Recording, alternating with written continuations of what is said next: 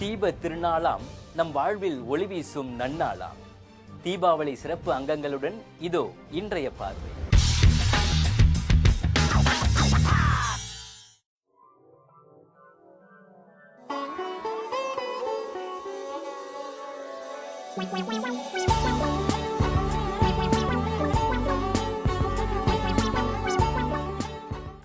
ஆண்டுதோறும் ஐப்பசி அமாவாசை முன்தினம் நரக சதுர்தசி அன்று இந்தியர்களாகிய நாம் தீபாவளி பண்டிகையை கொண்டாடி மகிழ்கிறோம்.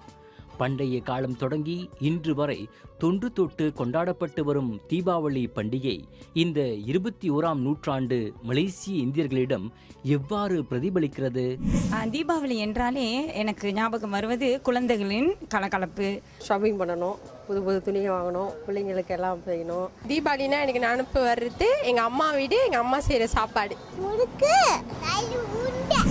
காலங்கள் மாற காட்சிகளும் மாறிக்கொண்டுதான் வருகின்றன. நரகாசுரன் என்ற அரக்கனை அழித்ததன் வழி உலகில் அதர்மத்தை அழித்து தர்மம் தழைத்தோங்கச் செய்த உன்னத நாள்தான் தீபாவளி என்பதே நம்மிடையே காலம் காலமாய் வேரூன்றிவிட்ட நம்பிக்கையாகும். இந்த நம்பிக்கை உண்மையில் நமக்கு உணர்த்தும் தத்துவம் தான் என்ன? தீபாவளி அன்றைக்கு நாம் உணர வேண்டிய முக்கியமான ஒரு செய்தி இருக்கின்றது. நரகாசுரனுடைய வரலாற்றை எடுத்துக்கொண்டாலும் சரி, அவன் இறப்பதற்கு முன்னாலே கிருஷ்ண பரமாத்மாவிடம் ஒரு கோரிக்கையை வைக்கின்றான். அதாவது இந்த தான் இறக்கப் போகின்ற அந்த நல்நாளிலே யாரெல்லாம் ஆச்சாரத்துடனும் யாரெல்லாம் ஒழுக்கத்துடனும் யாரெல்லாம் நற்சிந்தனையுடன் இருக்கின்றார்களோ அவர்களுக்கெல்லாம் நீ கண்டிப்பாக அருள் புரிய வேண்டும் என்று வேண்டிக் கொண்டு இறந்து போனதாக இருக்கின்றது. சுருங்க சொல்லப்போனால் அஞ்ஞான இருள் அகன்று மெய்ஞான இருள் பெருக வேண்டும் என்பதற்காகவே இந்த தீபாவளி பண்டிகையை கொண்டாடி கொண்டு இருக்கின்றார்கள். அஞ்ஞான இருள் என்றால் என்ன என்று சொன்னால், வாழ்க்கையிலே நமக்கு நம்முடைய அறியாமையினாலே வரக்கூடிய பல துன்பங்கள் இருக்கின்றன.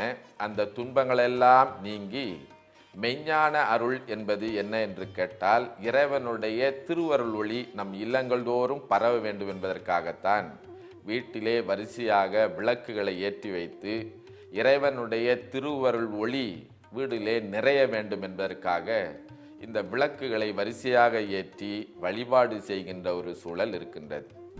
யாதும் ஊரே யாவரும் கேளிர் என்பது தமிழர் வழக்கு. பண்டைய காலத்தில் இந்தியாவிலிருந்து பல நாடுகளுக்கு சென்று அங்கு தங்களுக்கென தனி முத்திரையை பதித்து கொண்டவர்கள் இந்தியர்கள் பலர். அடிப்படை தொழிலிலிருந்து தொடங்கி கல்வி, பொருளாதாரம், அரசியல் என இன்றைய சுதந்திர மலாயாவின் 200 ஆண்டுகால சரித்திரத்தில் மலேசிய இந்தியர்களின் பங்கு அளப்பரியதாகும். தோட்டப்புறத்தில் தங்கள் வாழ்க்கையை தொடங்கிய நம் மூதாதையர்கள் கொண்டாடிய மகிழ்ச்சி மிகுந்த சிக்கன தீபாவளி எப்படி இருந்தது என்பதை அவர்களே சொல்ல கேட்போம். தீபாவளிக்குன்னு லீவு கொடுக்க மாட்டாங்க. நம்ம எஸ்டேட்டில் தீபாவளிக்குன்னு மரம் வெட்டுவோம். முதல்ல டபுள் வெட்டி அந்த லீவை சேமித்து வச்சுக்குவாங்க. தீபாவளிக்குன்னு 3 நாளைக்கு பிள்ளைகளுக்கு பலகாரம் சுட்டு கொடுக்கணும், அதான் தீபாவளி அப்படின்னு சொல்லி நாள் அரிசி ஊறப்பட்டு அதெல்லாம் செய்து அந்த கஷ்டமாக அதை இடித்து அந்த மரம் வெட்டி அந்த நேரத்தை ஒதுக்கி அதுக்குன்னு இடித்து எடுத்து அந்த ஞாயிற்றுக்கிழமைனா அங்கே லீவ் விடுமுறை நாளில் உட்காந்து அந்த முறுக்கை சுட்டு எடுப்பாங்க. பிள்ளைங்கள்லாம் அந்த முறுக்கை ஒன்று டின்னில் எடுத்து வைப்போம், இல்லை வாயில் வைப்போம். அந்த முறுக்கை அதோடு எடுத்து அந்த 2 முறுக்கு சாப்பிட்றதோடு முடிஞ்சு அதை மூட்டை கட்டி மேலே தூக்கி போட்டுருவாங்க, தீபாவளிக்கு தான் சாப்பிடணும் அப்படின்னு. அண்டை அயலாருடன் ஒற்றுமையாக கொண்டாடியதால் தோட்டப்புறங்களில் சொற்ப வருமானத்தில் தீபாவளி சிக்கனமாக கொண்டாடியதில் குறை எதனையும் நாங்கள் அறிந்ததில்லை என தனது பொன்னான இளவயது அனுபவங்களை நம்முடன் பகிர்ந்து கொள்கிறார் வடிவேலு. 4 பேர்த்தையும் கூப்பிட்டு எந்திரிச்சு காலையிலே எங்களுக்கு அம்மா தான் என்ன தடை விடுவாங்க. தடை விட்டு அவங்க தான் சின்ன வயசில் அவங்க தான் குளிப்பாட்டி விடுவாங்க. அதோட எல்லாத்தையும் குளிப்பாட்டிட்டு தென் புது துணி அப்போ துணியை வச்சுட்டு எல்லாம் சாமிக்கு முதல்ல சாமிக்கு வச்சு படைப்பாங்க. நம்ம சாமி ரூமில் வச்சு அவங்க முதல்ல சாமிக்கு அதை மறுபடியும் படையல் போட்டு தான் அது தீபாவளி காமிச்சிட்டு தான் பிறகு நாங்கள் அந்த உடுப்பை போட்டுக்கிட்டு தென் கோயிலுக்கு போவோம். ஒரு குடும்பத்தில் அதிகமான பிள்ளைகள் இருந்த அன்றைய காலத்திலும் அனைவரின் தேவைகளையும் தோட்டத்தில் ரப்பர் மரம் சீவிய பெற்றோர்கள் நிறைவு செய்து வைத்தது நமக்கெல்லாம் ஆச்சரியமே. தீபாவளிக்குன்னு உடுப்பு எடுக்க மாட்டாங்க. பள்ளிக்கூடத்துக்குன்னு உடுப்பு எடுத்துட்டு அந்த பள்ளிக்கூட சட்டையை கூட நாங்களாம் போட்டு தீபாவளி கொண்டாடி இருக்கோம். அந்த சப்பாத்தி கூட சப்பாத்தி வாங்கி கொடுக்க மாட்டாங்க. ஸ்கூல் சப்பாத்தியை வாங்கி கொடுத்து அந்த ஸ்கூலில் அந்த தீபாவளிக்கு அந்த சப்பாத்தியை போட்டு அதே ஸ்கூலுக்கு பாவிச்சிக்கம்மா அப்படின்னு சொல்லி அப்படிலாம் நாங்கள் கொண்டாடி இருக்கோம் தீபாவளியை. தீபாவளி அன்னைக்கு அந்த ஒரு சந்தோஷம் தான் எங்களுக்கு. அதுனா கிடைக்குதேன்னு ஒரு சந்தோஷத்தில் அந்த தீபாவளியை கொண்டாடுவோம். அப்புறம் நான் ஒரு 10 வயது அப்படின்னு இருக்குள்ள தான் அம்மா ஒரு 7 மீட்ரு 8 மீட்ரு துணி வாங்கி என் கூட பிறந்தவங்க 5 பேருக்கும் 4 பேர் பொம்பளை பிள்ளைங்க, அந்த 4 பேர்த்துக்கும் ஒரே மாதிரி சட்டை துணி தைச்சி கொடுப்பாங்க. ஆனால் இன்றைய காலத்தில் கொண்டாடப்படும் தீபாவளி சிறிய குடும்பத்தினரின் தேவை கூட அதிகமாகவே உள்ளது. ஆனால் இப்போ ரொம்ப ஆடம்பரமான தீபாவளியாக இருக்குது. ஆடம்பரத்துக்குனே தீபாவளி ஓடிக்கிட்டு இருக்குது. ஆடம்பரம் கொண்டாடணும், தீபாவளி சந்தோஷமானு இல்லை. நம்ம தீபாவளினா புரிஞ்சு கொண்டாடணும். எதுக்கு கொண்டாடுறோம், அது முறைப்படியாக கொண்டாடணும். அதிகரித்து வரும் விலைவாசிக்கு ஏற்ப பண்டிகை காலங்களில் அளவுக்கு அதிகமாக செலவு ஏற்படுவதாக பலர் குறை கூறினாலும் அளவோடு திட்டமிட்டு செலவிடுவதன் மூலம் மகிழ்ச்சிகரமான ஒரு தீபாவளி பண்டிகையை நம்மால் வரவேற்க முடியும் என்பது திண்ணம். இந்துக்களின் பெரும்பாலான பண்டிகைகள் தீய செயல்கள் புரியும் அரக்கனை அழித்து நலம் தரும் வாழ்வுக்கு வித்திட்ட ஒப்பற்ற தினமாகவே கருதப்படுகின்றன. அந்த தீபாவளி அன்றிலாவது தெளிந்த சிந்தனையோடும் தூய அறிவோடும் இறை சிந்தனையோடும் இருந்து குடும்பத்திலே இருக்கின்றவர்களோடு மகிழ்ச்சியாக அன்பினை பாராட்டி இருக்க வேண்டும் என்பதை இவ்வேளையிலே நாம் சிந்திக்க வேண்டும். தீபம் கூட்டல் ஆவளி என்பதே தீபாவளி என்றானது. தீபங்களின் வரிசை என்பதே அதன் பொருள். தீபத்தின் ஒளி பிரகாசமானது. அந்த ஒளி நம்மீது படப்பட நம் வாழ்க்கையும் பிரகாசமாகும் என்பதற்காகவே நம் சமயத்தில் தீப வழிபாடு முக்கிய பங்கு வகிக்கிறது எனலாம். நாம் சொல்கின்றோம், இல்லந்தோறும் இறை அருள் ஒளி பெருக வேண்டும் என்று சொல்கின்றோம். விளக்கை ஏற்றிவிட்டால் அந்த ஒளி பெருகாது. அதற்கு என்ன செய்ய வேண்டும் என்று சொன்னால் அறிவார்த்தமாக சிந்திக்க வேண்டியவர்களாக இருக்கின்றோம். இந்த நாட்டிலே வாழ்ந்து கொண்டிருக்கின்ற இந்துக்கள் எப்படி வாழ்ந்து கொண்டிருக்கின்றார்கள், அவர்களுடைய இல்லங்கள் தோறும் எப்படி இறைவன் அருள் ஒளி பெருக வேண்டும் என்பதனை சிந்திக்க வேண்டும்.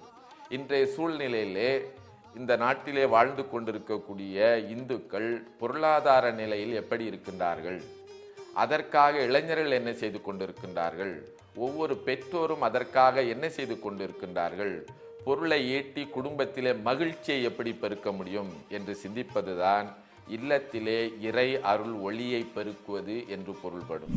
தீபாவளி என்றாலே தோட்டப்புற மக்கள் தாங்கள் கூட்டு குடும்பமாக பாரம்பரிய பலகாரம் சுட்டு மகிழ்ந்ததையும் அண்டை அயலாருடன் உணவுகளை பரிமாறிக்கொண்டதையும் இருப்பதைக் கொண்டு பகிர்ந்து வாழ்ந்த இனிமையான வாழ்க்கையையும் அசைப்போட்டு பார்ப்பதை இன்றும் கண்கூடாக காணலாம்.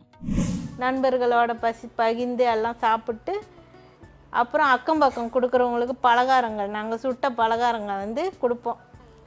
எல்லாருக்கும் கொடுப்போம். மற்ற இனத்தவங்களுக்கும் நாங்கள் தட்டில் போட்டு எல்லாத்தையும் பகிர்ந்து சாப்பிடுவோம். அப்புறம் கொஞ்சம் சாயந்தரம் பொழுது போனானே நண்பர்கள்லாம் வருவாங்க, அவங்களும் சாப்பிடுவாங்க. சாப்பிட்டானா அவங்க வீட்டுக்கு, அந்த நண்பர்கள் வீட்டுக்கு நாங்களும் போவோம். போயிட்டு அவங்க வீட்டில் சாப்பிட்டு அப்படியே ஒரு ரவுண்டு தான் அடிக்க வேண்டியதான் சாப்பிட்டு. இன்று கால சுழற்சியில் நம் இந்தியர்களின் வாழ்க்கை தரம் உயர்ந்து பலரும் நகர்ப்புறங்களுக்கு மாற்றலாகி வந்துவிட்டதால் கூட்டு குடும்ப தீபாவளி கொண்டாட்டங்கள் அருகி வருவது தவிர்க்க முடியாத ஒன்றாகும். நான் ஆர்ஆ எஸ்டேட்லேருந்து வந்திருக்கேன். ஸோ எஸ்டேட்லேயே தீபாவளினா ஸ்பெஷலாக இருக்கும். ஸ்பெஷல்னா பட்டாசு, ஃப்ரெண்ட்ஸ், கோயிலுக்கு போவோம், எண்ணெய் வைப்போம், அந்த மாதிரி. இப்போ தான் பட்டணத்துக்கு வந்திருக்கோம். இதுக்கப்புறம் கோயில், ஃப்ரெண்ட்ஸ், பட்டாசு இதெல்லாம் இருக்குமான்னு தெரியல. ஸோ முன்ன உள்ள தீபாவளிக்கும் இப்போ உள்ள தீபாவளிக்கும் ரொம்ப ரொம்ப வித்தியாசம் இருக்குது. மற்றொரு அம்சமாக தீபாவளி பண்டிகை என்றாலே மலேசிய மக்களின் நினைவுக்கு வருவது முறுக்கு. இது தவிர நெய்யுருண்டை, பொரிவளங்காய் உருண்டை, சித்துருண்டை, அதிரசம் போன்றவையும் இந்தியரின் பாரம்பரிய பலகாரங்களாகும். ஏலக்காய், ஓமம், சீரகம், பொட்டுக்கடலை, எள் போன்ற மருத்துவ குணங்கள் நிறைந்த தானியங்களை கொண்டு செய்யப்படுவதால் இவையாவும் உடலுக்கு பெருமளவில் தீங்கு விளைவிப்பதில்லை என்பதும் சிறப்பே. கால மாற்றத்தாலும் தொழில்நுட்ப வளர்ச்சியாலும் நம் வாழ்க்கையில் நிகழும் மாற்றங்களை நம்மால் தவிர்க்க முடியாது.